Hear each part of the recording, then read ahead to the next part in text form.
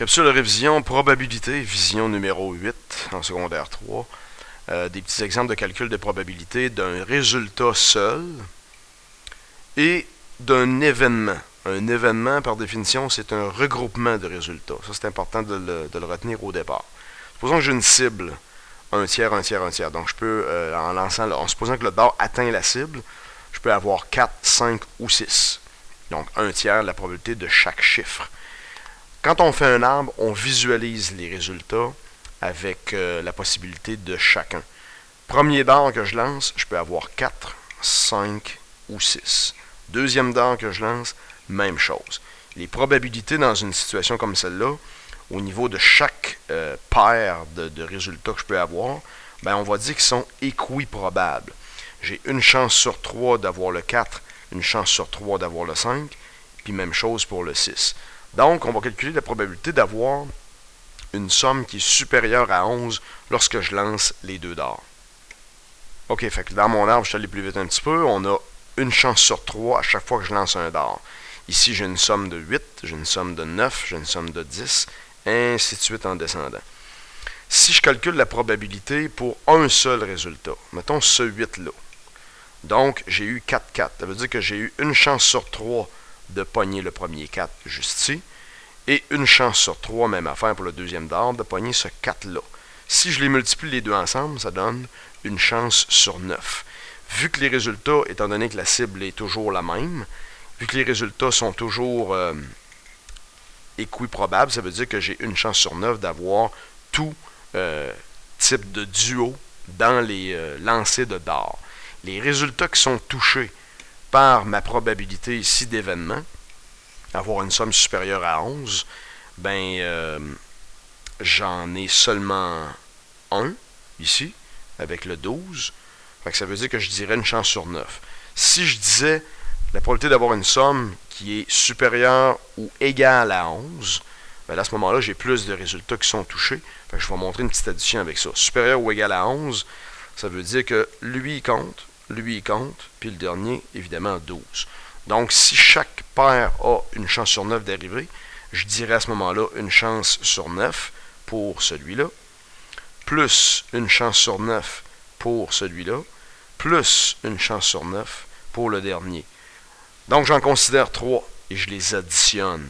3 chances sur 9 d'avoir une somme qui est plus grande ou égale à 11. Fait qu'on récapitule, on multiplie lorsque c'est juste un résultat, puis quand j'en jumelle, on additionne. Juste un petit exemple pour définir c'est quoi des événements ou des regroupements qui sont compatibles ou qui sont complémentaires.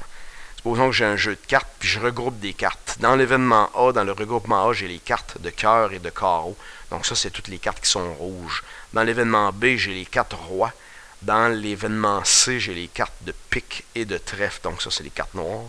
Et dans l'événement D, j'ai les cartes qui ont une figure, une face. Les valets, les dames, les rois. Ça veut dire que j'en ai 12. Compatibles, ça veut dire qu'ils ont des résultats en commun. En commun, ça veut dire qu'ils ont au moins une carte commune. Exemple, B, qui contient les 4 rois, avec A, ils ont une compatibilité. S'ils n'ont rien en commun, on va dire qu'ils sont incompatibles. Exemple, l'événement A, les rouges, puis l'événement C, les noirs, n'ont aucune carte commune. Fait que là, on dirait qu'ils sont incompatibles. Alors, B et A, ça en est une, mais il pourrait en avoir d'autres. Il pourrait avoir, mettons, B avec C, il pourrait avoir B avec D, il pourrait en avoir d'autres, mais là, l'important, c'est de comprendre que compatible, c'est en commun. Complémentaire, ça veut dire que lorsque tu les réunis, ça donne oméga, donc ça donne tous les résultats de l'univers des possibles. Fait que là, on pourrait unir A avec C, qui sont les rouges et les noirs, et ça me donnerait tout le jeu de cartes au complet. Un autre exemple de calcul d'événement. Charles réussit un lancer franc sur 3 au basket. Un arbre, ça aide toujours pour la visualisation des résultats. Alors, premier lancer, deuxième lancer, parce qu'il y a 2 lancers ici. Il réussit ou il manque. Lorsqu'il réussit, il y a une chance sur 3 que ça arrive. Donc, il y a 2 chances sur 3 de le manquer. Et au deuxième lancer, c'est comme avec remise, si tu veux, ça veut dire qu'il reprend le ballon de la même manière. Il réussit ou il manque. Une chance sur 3 de le réussir, 2 chances sur 3 de le manquer. Réussi ou manqué, même principe. pour le scénario d'en bas. Donc, je peux avoir réussi, réussi. Je peux avoir réussi, manqué. Je peux avoir manqué, réussi, dans l'ordre. Ou je peux avoir manqué les deux. La probabilité qu'ils réussissent au moins un lancer. C'est quoi qui est touché par ça? Ben, il y a lui, il y a lui, et il y a lui. Il en réussit au moins un. J'ai pris un petit peu d'avance pour montrer que la probabilité d'un seul résultat, on multiplie lorsqu'on la trouve. Donc, la probabilité de réussir, c'est une chance sur 3 multipliée par une chance sur 3. Donc, ça veut dire une chance sur 9. Réussi manqué, 1 tiers fois 2 tiers, ça donne 2 sur 9. Ici aussi, 2 sur 9. Puis ici, 4 sur 9. Fait que là, ce que je vais faire pour calculer la probabilité de l'événement qui est concerné, c'est que je vais prendre les résultats touchés, ceux qui ont un petit crochet, puis je vais les additionner. 1 sur 9 plus 2 sur 9 ici, plus 2 sur 9 pour celui-là. Voyons, 2 sur 9 comme ça. Ça donne 5 sur 9. Ça, c'est la probabilité qu'ils en réussissent au moins 1 sur le calcul de ces probabilités au complet. OK, des probabilités maintenant à caractère géométrique. Géométrique, ça veut dire qu'il y a des situations où est-ce qu'on a des segments, des solides, des figures. J'ai ici un segment de A jusqu'à E. Il est divisé en deux au point B. Puis ici, il est comme divisé en 3 sections avec ces deux petites barrières-là. C'est quoi la probabilité s'il y avait, mettons, un dard qui est lancé ou une mouche qui se pose sur le segment, qu'il soit dans la section AB, petite correction.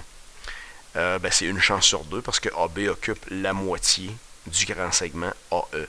La probabilité qui tombe sur CD. CD, c'est un petit morceau ici qui est touché. Sur combien au total? Ben, c'est comme s'il y en avait 3 ce bord-là et 3 ce bord-là. Ça veut dire une chance sur 6. La probabilité que ça tombe sur AC, ça veut dire que c'est de là jusque là.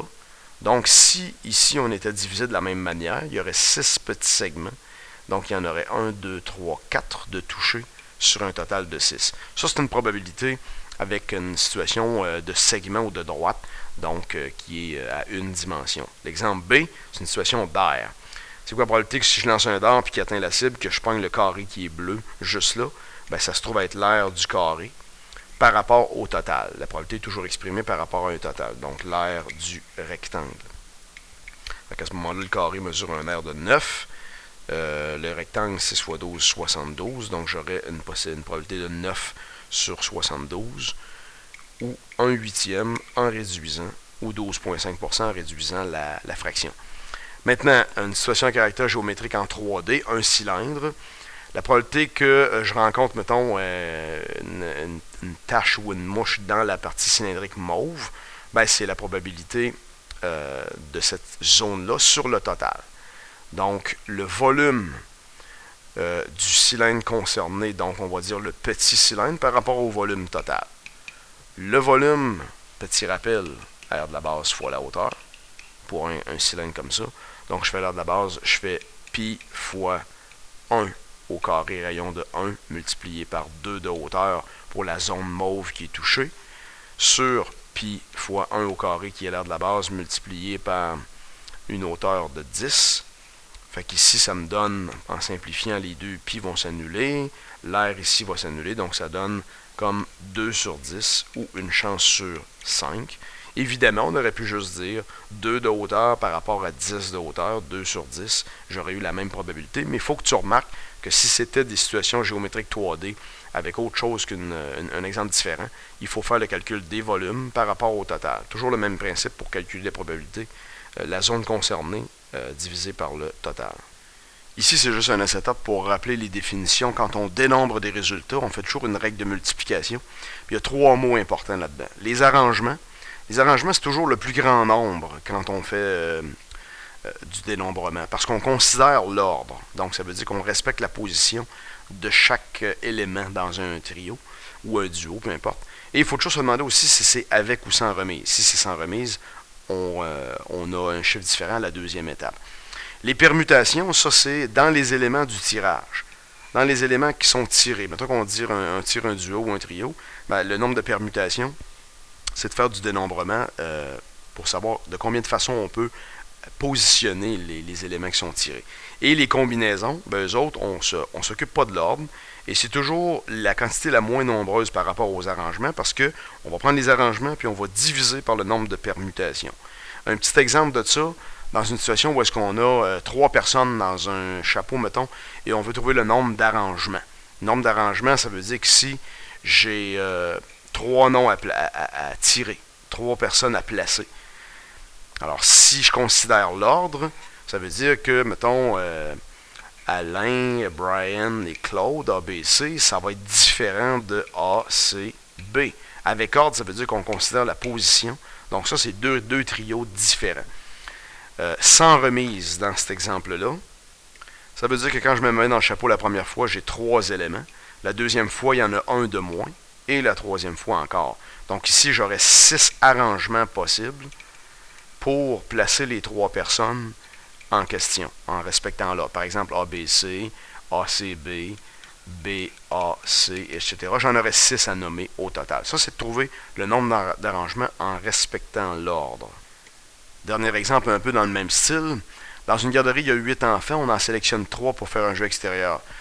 Donc, j'ai 8 au total. Combien de trios peut-on former sans tenir compte de l'ordre?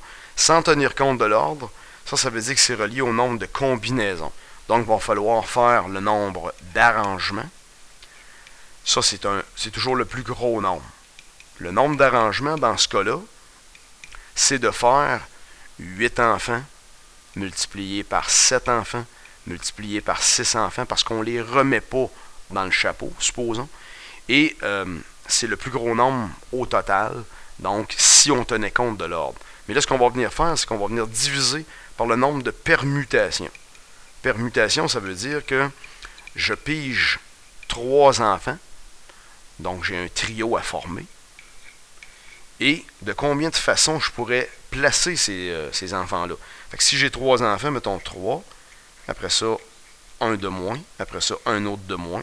Donc je pourrais par exemple placer, là, je ne sais pas moi, A, B, C, mais le trio A, C, B, lui, il serait le même. Fait qu'on ferait comme pas le compter. C'est pour ça qu'il faut venir diviser par le nombre de permutations. 3 fois 2 fois 1, ça fait 6. Donc je vais diviser par 3 fois 2 fois 1, qui fait 6. Fait que ça, c'est des calculs simples, mais qui ne sont pas faciles à comprendre, à saisir quand on a un exemple de ce calibre-là. Il faut toujours que tu te poses la question, est-ce que je tiens compte de l'ordre, oui ou non? Si je tiens compte de l'ordre, ça veut dire que je calcule les arrangements. Et puis ici, dans mon trio, combien de trios peut-on former sans tenir compte de l'ordre? Donc, il faut que je vienne diviser par le nombre de permutations dans le trio qui a été pigé. Pas évident. Ici, ça donne 336. En bas, ça donne 6. Fait que si je divise par 6, ici, ça me donne 56 combinaisons possibles pour les trios d'enfants. Mais j'en avais 336 au départ, en tenant compte de l'ordre. Sauf que là, j'ai divisé par mes permutations. Fait que dans le fond, des trios d'enfants, je peux en former 56. Et voilà.